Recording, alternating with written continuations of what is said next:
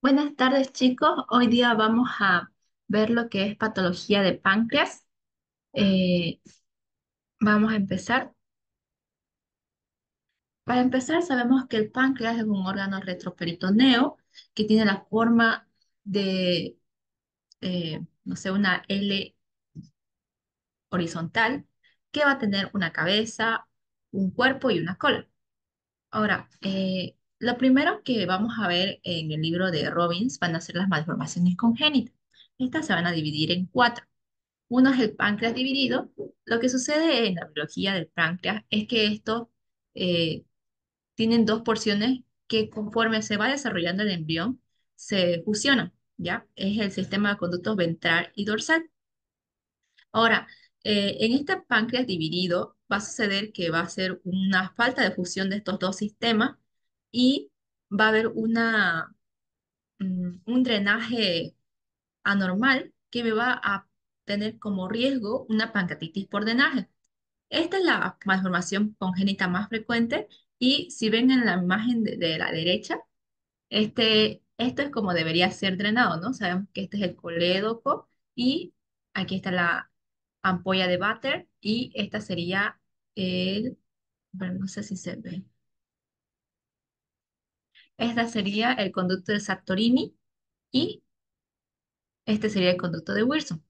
Ahora, en una anatomía de un páncreas dividido, el drenaje eh, se va a dar por una vía mayormente por el conducto de Sartorini y se va a crear como un esfínter menor.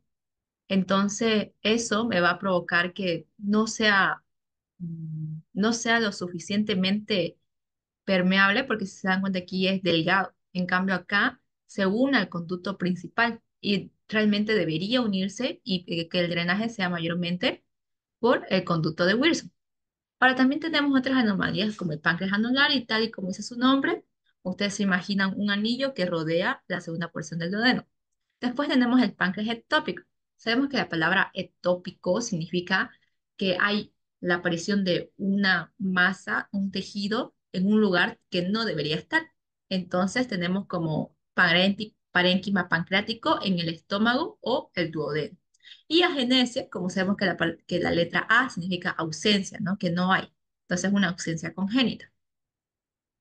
Ahora, antes de pasar a los mecanismos de protección, a mí me gustaría que recordemos un poco de histología, más o menos para darnos cuenta de que, cuál es la función del páncreas. Sabemos que los tejidos, hay una frase que dice, la anatomía hace la función, algo así, que un tejido tiene una forma porque va a tener su función de acuerdo a eso.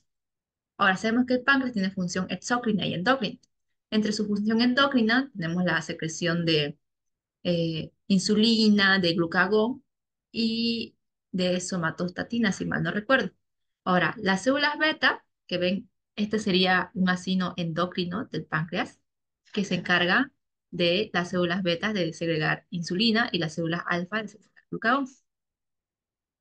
Ahora, lo que sucede es que en la función excretora, como dice su nombre, va a excretar enzimas de manera exócrina. O sea, estas enzimas van a llegar al tubo digestivo y se van a eliminar a través de las heces. Entonces, esa es la diferencia entre endocrino y exócrino, tal y como dice su nombre. Estas van a drenar en un conducto que al final van a formar lo que es el conducto de Wilson y el conducto de Sartorini, como vimos al principio. El conducto de Wilson es el conducto principal. Y ese sería el estroma, que es el parénquima funcional. Y ahí tenemos lo que es el tejido conectivo, que es lo que está señalado, no está muy bien, eh, ¿cómo se diría? Esquematizado en esta imagen, pero serían simplemente el estroma, lo que es el tejido conjuntivo, las fibras de elastina, o sea, son cosas pormenores, digamos. Ya.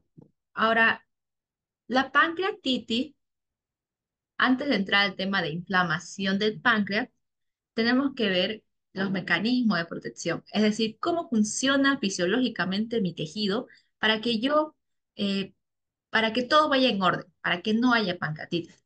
Ahora, resulta que esto Estas células, estas glándulas, son glándulas porque secretan enzimas, se van a encargar de secretar estas enzimas de manera inactiva. Eso se lo denomina simógeno.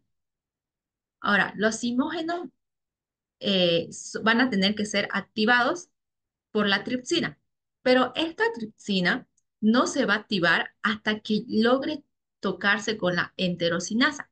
Y esta enterosinasa es secretada por el intestino delgado, lo que significa que mi simógeno va a tener que llegar hasta el intestino delgado, donde recién se va a encontrar con la tripsina para poder ser activado. Ahora, también algunas maneras de ayudar a esta protección, vamos a saber que las células acinares, nos referimos a las de acá, y las células ductales van a secretar inhibidores de tripsina. Y también sabemos que el calcio bajo disminuye esta activación de la tripsina de manera, no dice por qué, simplemente ustedes piensen bajo calcio, baja activación de tripsina. Ahora, la pancreatitis se va a producir cuando estos mecanismos de defensa pierden el equilibrio con los mecanismos, con la activación de la tripsina. Es decir, todo está en equilibrio. Mientras hay ah, inhibidores de la activación, la tripsina va a estar inactivada. Entonces es como pongan una balancita. Y en realidad su definición sería inflamación del páncreas o una lesión producida por una autodigestión del páncreas. Ya. Ahora yo les hablaba de la fisiopatología de la pancreatitis que ya les mencioné, pero acá está más esquemático. Si vimos, dijimos que el tripsinógeno se va a activar o se va a convertir en tripsina por la enteroquinasa que es secretada por los enterocitos del intestino delgado. Entonces, esta tripsina se va a encargar de escindir los demás simógenos para que estos estén activados y puedan hacer su función. Ahora, sabemos por fisiología que cada enzima se va a encargar de, bueno, por bioquímica también, se han visto lo que es metabolismo de hidratos de carbono, que van a ser encargados la milasa pancreática de escindir estas proteínas. Tenemos la tripsina, la quimiotripsina y la elastasa, que se va a encargar de escindir las proteínas. Y tenemos las ribonucleasa y las desoxirribonucleasas, que se van a encargar de escindir los ácidos nucleicos. Ahora, la pancreatitis, ¿cuál sería la definición de su fisiopatología? Hay una activación inadecuada de las enzimas pancreáticas. Anteriormente mencionamos una autodigestión del páncreas. Ahora, cómo puede haber esta activación? ¿O qué son como, cómo decirlo? Eh, No sé si se acuerdan de que en el cáncer había la teoría del doble golpe, ¿verdad? Que primero hay una falla y después se suma otra más y ahí se da recién el cáncer. Ahora pónganle esto que es lo mismo, que primero hay una falla, se suma otra falla y ya los demás van cayendo como dominó, o sea que se van alterando y producen mayor activación de la tripsina. Ahora, entre estos vamos a tener, puede haber una obstrucción del conducto pancreático que puede ser, imagínense una coledocolitiasis, que es la presencia de un cálculo a nivel del colédoco que me va a obstruir la salida de las enzimas pancreáticas y esto va a ocasionar que haya un aumento de la lipasa, que la lipasa es la enzima que se va a encargar de escindir a los lípidos que van a ocasionar una mayor liberación de citocinas proinflamatorias que me van a ocasionar inflamación y edema intersticial. Ustedes saben que donde hay inflamación va a haber un aumento de la permeabilidad y el edema. Lo que me va a ocasionar este edema es una alteración del flujo vascular y esta alteración del flujo vascular es decir que va a haber una isquemia, que ese edema mismo va a obstruir la llegada de sangre arterial y el páncreas se va a tender a necrosar, ¿no? Sabemos que ausencia de oxígeno en tejido me va a dar como resultado la necrosis. Después vamos a tener unas lesiones primarias de las células acinares. Esto es por el estrés oxidativo. Ustedes saben que donde no hay oxígeno, la célula empieza a hacer glucólisis anaeróbica, que se va a asociar con mayor producción de de radicales libres. Y esto va a producir la mayor activación de NFKB, ustedes saben lo que significa, y que me llevaría a un aumento de citocinas proinflamatorias.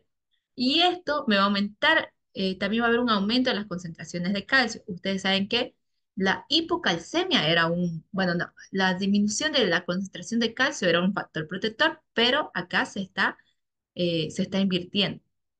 Después tenemos un transporte intracelular defectuoso de proenzima. Lo que quiere decir aquí es que ustedes cuando avanzaron la célula en primer año, sabemos que después del aparato de Golgi salen los que son los lisosomas, se forman primarios, después secundarios y se excretan de la célula. Ahora resulta que en esto, en vez de tener este transporte intracelular, eh, se quedan en los lisosomas. Entonces, esto me va a producir una hidrólisis lisosómica y una lesión directa de la célula. Después tenemos el alcohol, que supuestamente tiene un efecto tóxico directo porque me puede producir una obstrucción funcional al contraer el esfínter de Body, que se encuentra en la desembocadura del sistema excretor del páncreas, y un aumento de secreción de proteína. Entonces, ustedes piensen, alcohol se relaciona con pancreatitis por una obstrucción funcional y mayor secreción de proteínas que me va a producir una aparición de tapones. Ahora, ¿qué más? Tenemos los trastornos metabólicos. Esto se da por cuadros de hipertrigliceridemia, es decir, que un aumento de triglicéridos en la sangre e hipercalcemia. Tenemos fármacos que también se van a asociar a la activación y la verdad no se sabe cuál es el mecanismo de acción, o sea, por qué estos hacen esto. Pero lo que sí se dice que están como la furosemida, los opiáceos. Entonces es importante saber qué medicación está tomando mi paciente para poder sospechar de una pancreatitis. Después tenemos lesiones físicas de las células acinares, que pueden ser por un traumatismo, ya sabemos eh, una cuchillada, no sé, en el abdomen, puede ser por una cirugía que sin querer hayamos tocado el páncreas o una colangiopatía retrógrada endoscópica. Y esto este, es importante porque ustedes solo van a indicar este tipo de estudio. Es un estudio que se hace, pónganle, imagínense como una manguerita que se entra a través del tubo digestivo y intenta ver endoscópicamente las vías biliares o las vías pancreáticas. Entonces, este estudio se hace cuando estas vías están dilatadas. ¿Por qué? Porque esto tiene riesgo a tener pancreatitis. Ustedes lo están viendo acá. Después tenemos lesiones isquémicas de las células acinares por shock, trombosis o vasculitis. Ya sabemos que a cualquier célula que no le llegue oxígeno, glucólisis anaeróbica. Glucólisis anaeróbica, mayor producción de radicales libres. Después, infecciones.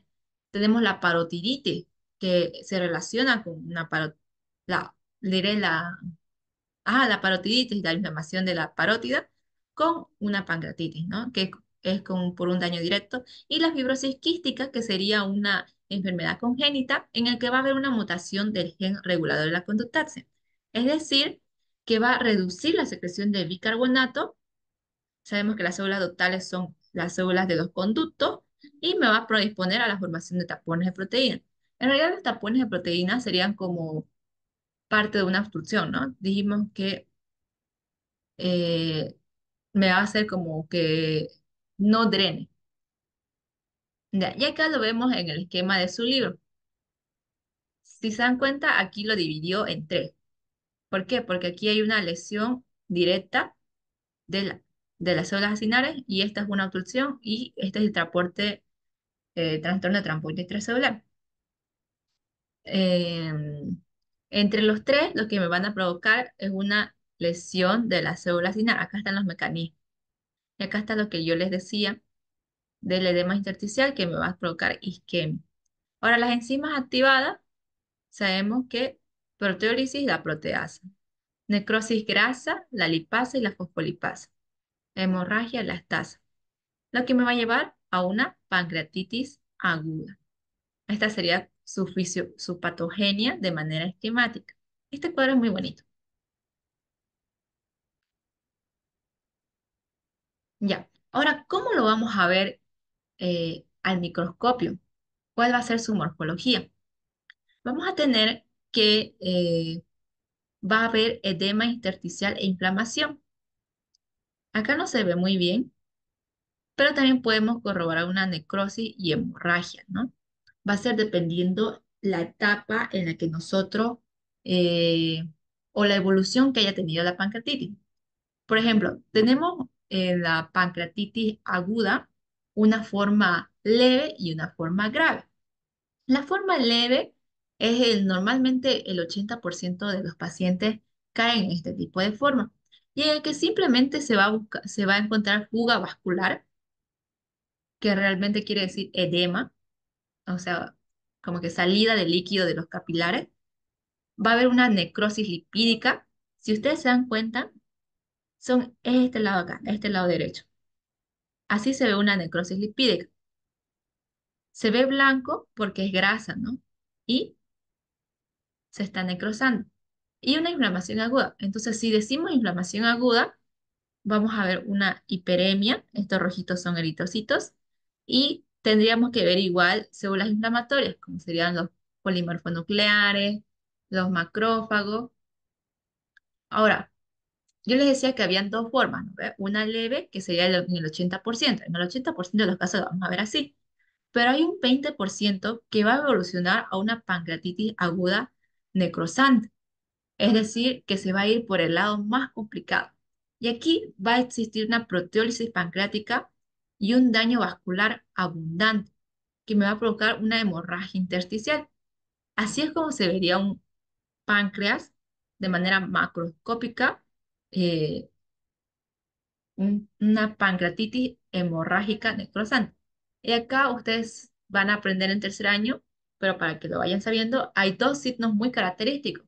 Nosotros no buscamos encontrar estos signos. ¿Por qué? Porque ya esto significa que el paciente está muy mal y que tiene realmente muy pocas posibilidades de vivir. ¿Por qué? Porque ya son las complicaciones más, más terribles, digamos. No deberíamos buscar ver estos signos, que serían el signo de Cullen, que sería una equimosis periumbilical, es decir, alrededor del ombligo, y el signo de Gray-Turner, que sería equimosis a nivel de la fosa ilíaca derecha o izquierda. Ahora, vamos a tener la división de la pancreatitis en un tipo agudo y crónico. Ya les estaba hablando un poco de la pancreatitis aguda. Lo que tienen que saber es que la pancreatitis aguda se define como una lesión parenquimatosa reversible. Claro que yo les decía que había una forma leve y grave, ¿eh? Pero nos estamos basando principalmente en la leve, que es mayormente de los casos. Entre las causas vamos a tener lo que yo les decía, el coleocolitiasis, que es cuando aparece un cálculo a este nivel, donde está el puntero, y el alcoholismo. Y ya sabemos por qué, ¿no? ¿Ve? Dijimos que el alcoholismo me va a provocar una obstrucción funcional, me va a aumentar el tono del esfínter de Oddi y me va a aumentar la secreción de proteínas o la formación de tapones. Ahora, entre las complicaciones vamos a tener, si es que se va a una forma grave, un SHOT. SHOT quiere decir la disminución de la presión arterial por debajo de 90 la sistólica y por debajo de 60 la diastólica. ¿Y por qué de tipo inflamatorio? Lo que pasa es que va a haber una liberación excesiva de citocinas que me van a provocar una vasodilatación alocada y esto me puede llevar a una mortalidad del 5%. Yo lo compararía como un shock séptico. Si ustedes se acuerdan, bueno, no sé si habrán llevado shot todavía, pero hay diferentes tipos de shots, son cuatro tipos. Y en ese shock séptico igual va a haber una liberación excesiva de proteínas proinflamatorias que me van a provocar esta vasodilatación y esta disminución de la presión. Después tenemos la hipocalcemia. La hipocalcemia me va a agravar el cuadro. Y después tenemos una infección secundaria de, de las células acinares. Entre la clínica vamos a tener un dolor abdominal. Se dice que la pancreatitis es entre los dolores más intensos que existen en la población general. Entonces lo llamamos lo que es abdomen agudo. Por esta causa, por ser un abdomen agudo, vamos a tener que diferenciarlas de otras patologías que nos pueden dar este mismo tipo de dolor como un embarazo ectópico roto, que es cuando hay un embarazo fuera del útero y este se rompe. Después podemos tener un neumoperitoneo o una úlcera perforada. Son dolores característicos de abdomen que normalmente son tan fuertes que llevan al paciente a entrar por emergencia al hospital. Después tenemos náuseas y vómitos. ¿Por qué habrá náuseas y vómitos? Porque resulta que toda inflamación que se ocurre en el músculo liso va a tender a paralizarlo, es decir, no va a haber lo que es el peristaltismo. Si no hay el peristaltismo, el líquido que se produce en el jugo gástrico o las comidas que tiende a comer el paciente no van a avanzar. Entonces, eso va a provocar que el paciente no quiera comer, que sería anorexia, que es la falta de apetito, porque su comida no va a avanzar, o sea, no va a avanzar más allá del tubo digestivo. Y entre las secuelas vamos a tener abscesos pancreáticos estériles, que en realidad es la consecuencia de la liberación de la lipasa que empieza a degenerar toda la grasita. Y tenemos los pseudoquistes pancreáticos. En realidad estos pseudoquistes son el material necrótico, es decir, la necrosis de la célula se va acumulando como en un quiste, pero la diferencia de estos con los quistes verdaderos es que no tienen pared.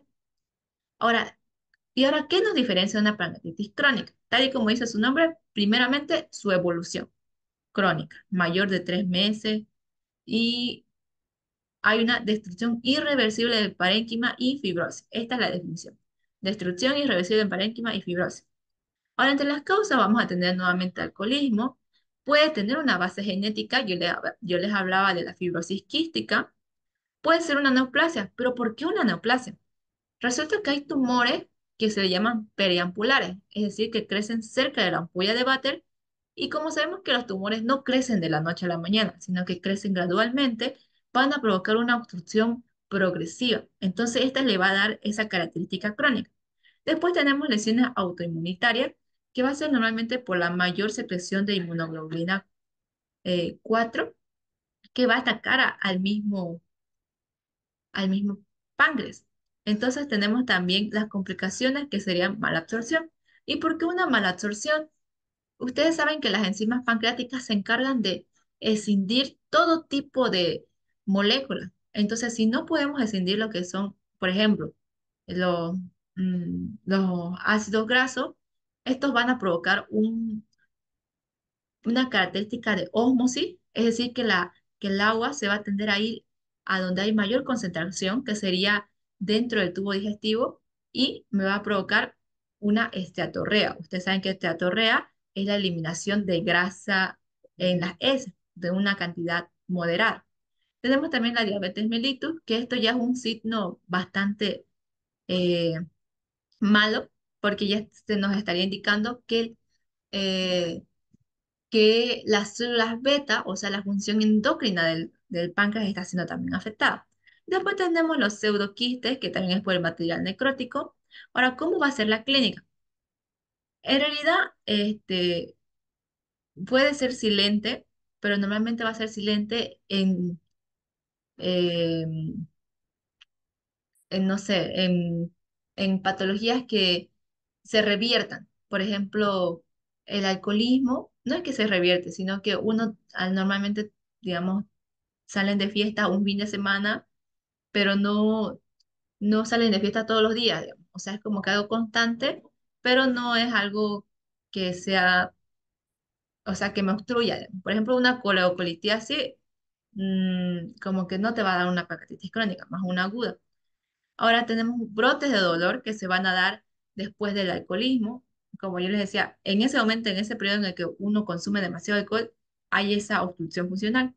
Ahora, cuando hay una ingesta excesiva de comida, ustedes saben que cuando algo demanda más función, va a haber una mayor producción de enzimas. Entonces, esto me puede producir eso. Y los opiáceos.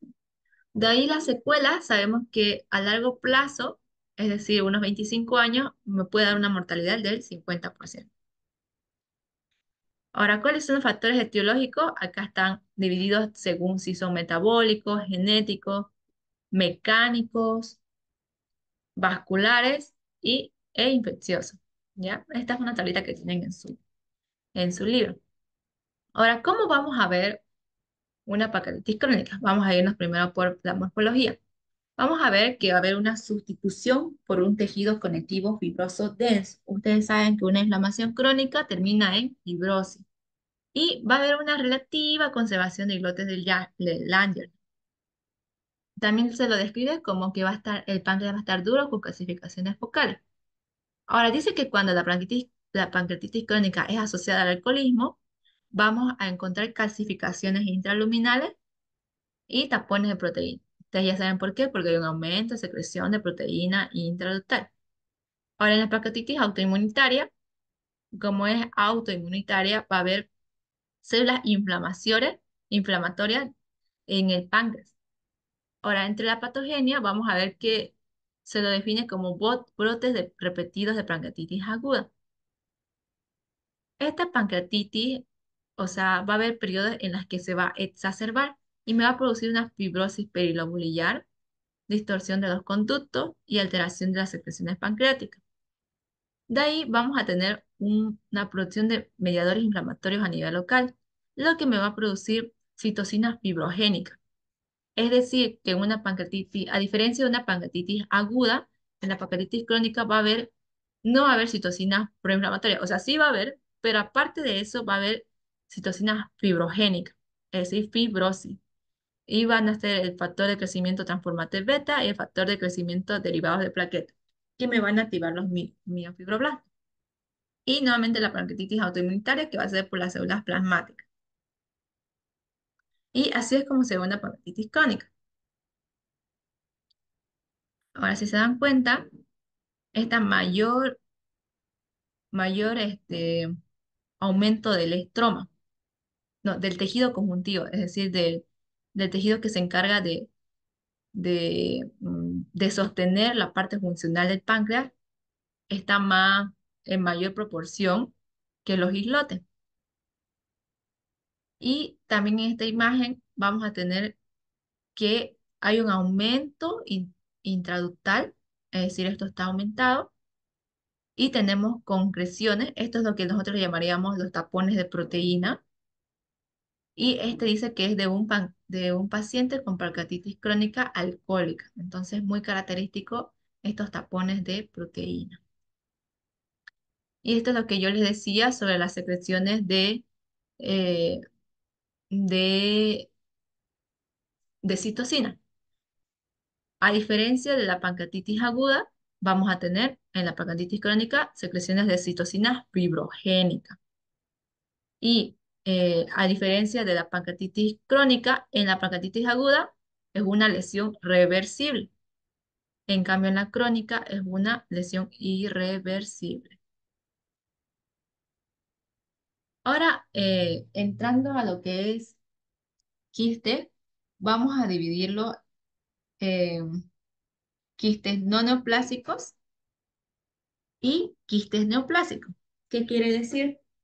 Que unos son con una alteración del tejido y otros no. Ahora vamos a tener quistes, estos quistes no neoplásicos se van a dividir en dos, en los quistes congénitos y en los pseudoquistes. Los quistes congénitos, si se dan cuenta, eh, son uniloculares y tienen un epitelio de revestimiento cúbico. Y estos se van a dar por una alteración en el desarrollo del conducto pancreático.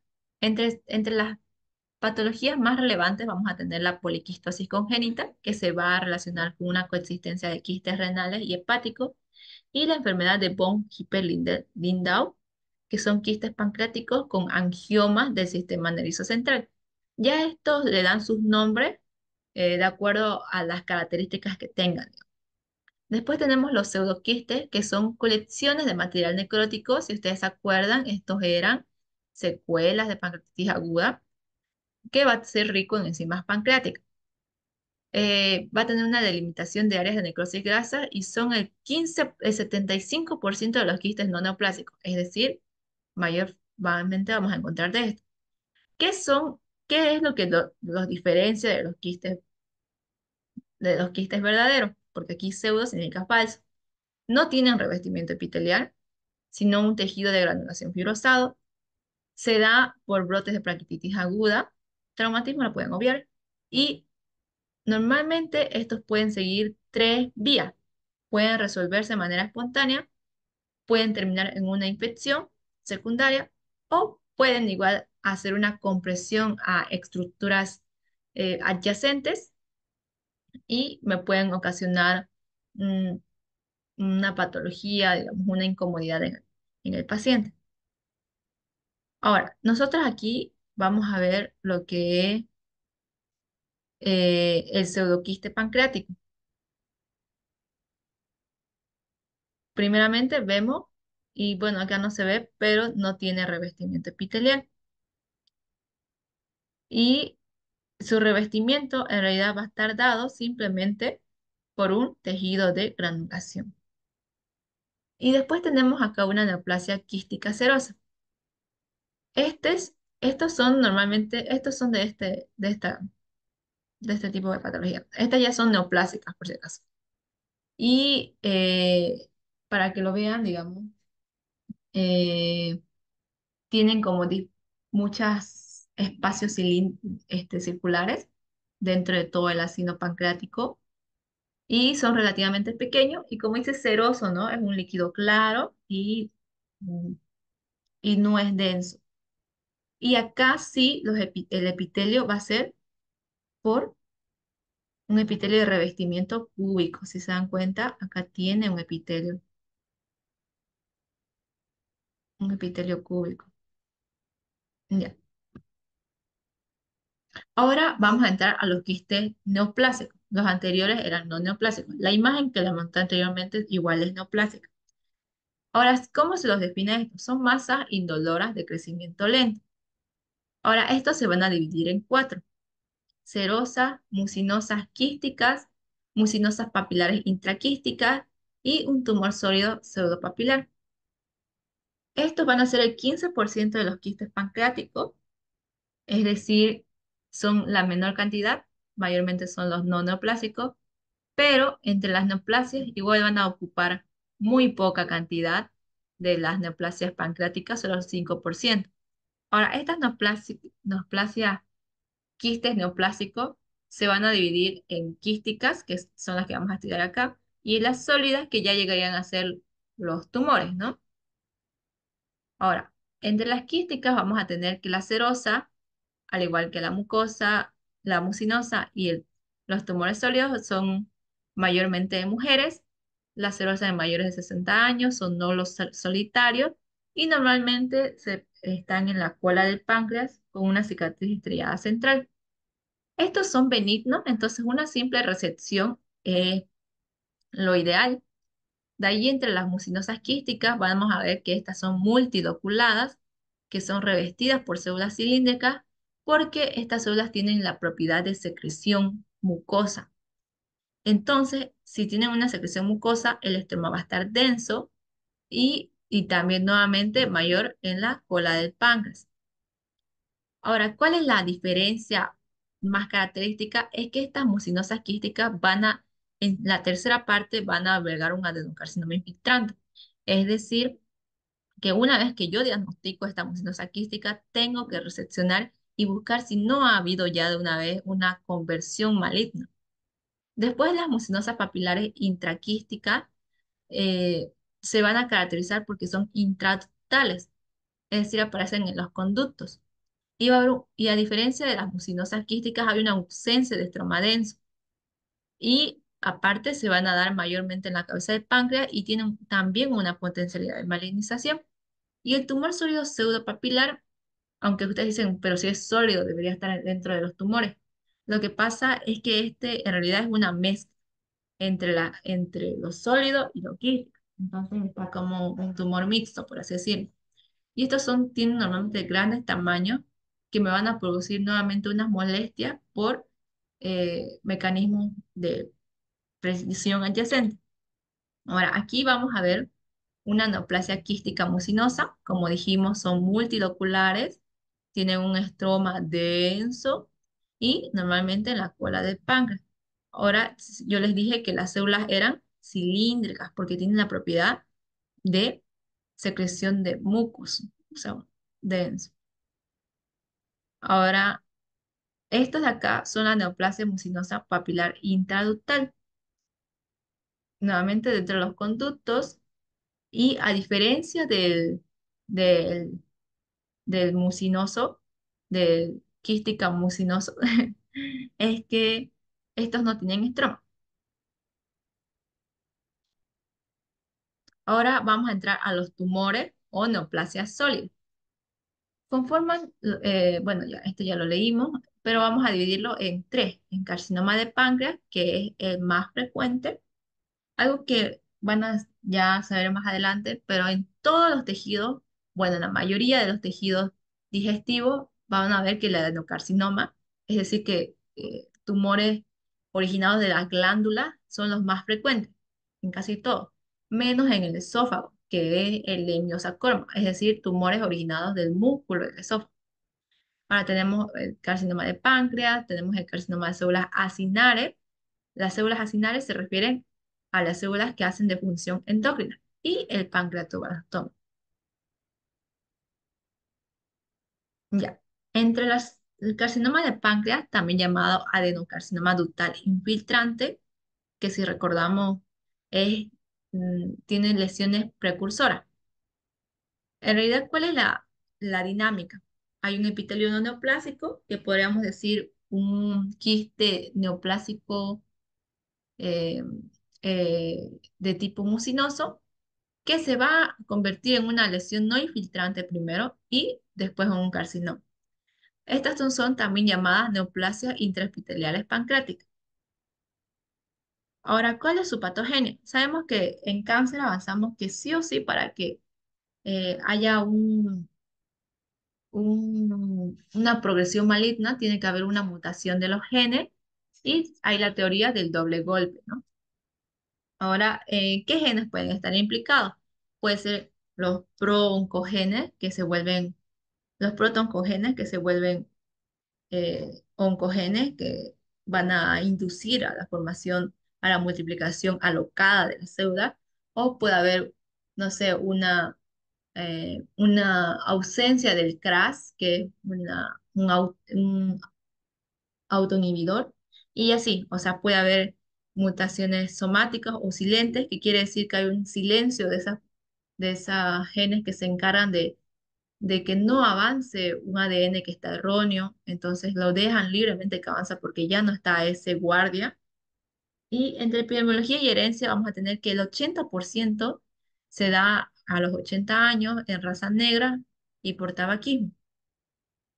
También vamos a tener como factores de riesgo la pancreatitis crónica, una dieta rica en grasa, antecedentes familiares y diabetes mellitus. Y así es como se ve en la placa, ¿no?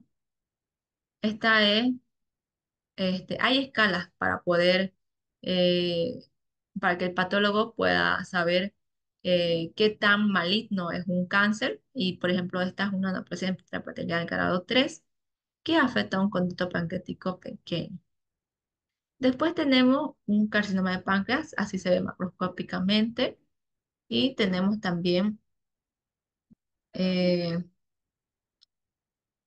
una placa histológica y acá hay como glándulas mal formadas. Ustedes saben que adenocarcinoma quiere decir que se originan de glándulas.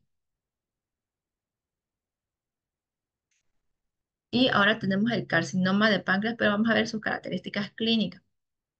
Primero vamos a ver la morfología.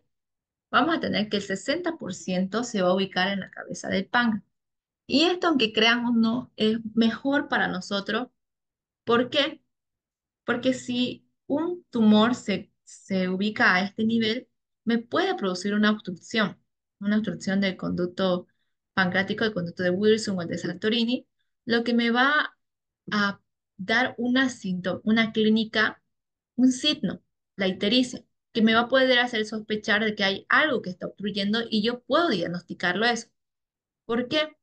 Porque si el carcinoma está en el cuerpo del páncreas o en el cola, no va a haber esta obstrucción. Entonces, al no haber esta obstrucción, el carcinoma puede crecer. Hasta normalmente estos tienen una frecuencia alta de infiltración perineural y vascular, es decir, pueden hacer metástasis. Y esto es lo malo porque ya cuando se lo diagnostica, eh, normalmente el tumor de páncreas ya está tan avanzado que la mortalidad tiende a ser, tiende a ser bastante alta. De ahí, esto es lo que yo les decía, que si está en la cabeza es mejor porque va a dar una ictericia y si no, normalmente son silentes. Y también sabemos que va a haber una desmoplasia, es decir, que va a haber una lesión infiltrante con una respuesta cicatrizal, es decir, que el tejido adyacente va a responder con mayor fibrosis, mayor tejido conectivo denso, y microscópicamente vamos a ver patrones glandulares eh, diferenciales, ¿no? Del epitelio ductal. Ahí las características clínicas, lo mismo, la ictericia obstructiva, las metástasis, que normalmente cuando ya lo notamos ya son irresecables y normalmente mayor frecuentemente son en las hepáticas, o sea, en el hígado vamos a encontrar las metástasis y la pérdida de peso y dolor. Ustedes saben que si hay una compresión, va a haber una compresión a nivel del estómago, ya el paciente se siente lleno con comer poquito y también por la infiltración perineural, el dolor, ¿no? Y el síndrome de Trousseau, que es en realidad simplemente el hecho de decir una neoplasia pancreática asociada a tromboflebitis migratoria. Y así es como se ven las... No, este ya es los otros. Estos son los dos últimos. Tenemos el carcinoma de páncreas, como vimos, y este sería el carcinoma de células acinales. ¿Qué quiere decir esto? De las células que son acinos con gránulos de zimógeno. Ustedes saben que zimógenos quiere decir enzimas no activadas y producción de enzimas exócrinas. Si se dan cuenta, son estas células de acá y tienen lo que nosotros vimos que tiene una célula neoplásica. Hay una alteración en la coloración del núcleo con mm, no me acuerdo cómo se decía, nucleorexis o núcleo, pero hay em, el núcleo tiene una pigmentación bastante basófila y la relación núcleo-citoplasma está alterada. Además de que vemos que la polaridad de las células, si se dan cuenta, es de diferentes formas. Están un lado largo, un lado corto, son... Y tenemos por último el pancreatoblastoma. El pancreatoblastoma es un tumor maligno que afecta principalmente al niño. Y estos microscópicamente se van a ver islotes escamosos, que sean estos, mezclados con células acinales. Es como lo mismo que un carcinoma de células acinales, pero lo vamos a mezclar con islotes escamosos. Bueno, chicos, eso sería por hoy. Eh, Vamos a dejar de grabar. Cualquier duda lo pueden poner en el chat y nos vemos la siguiente semana.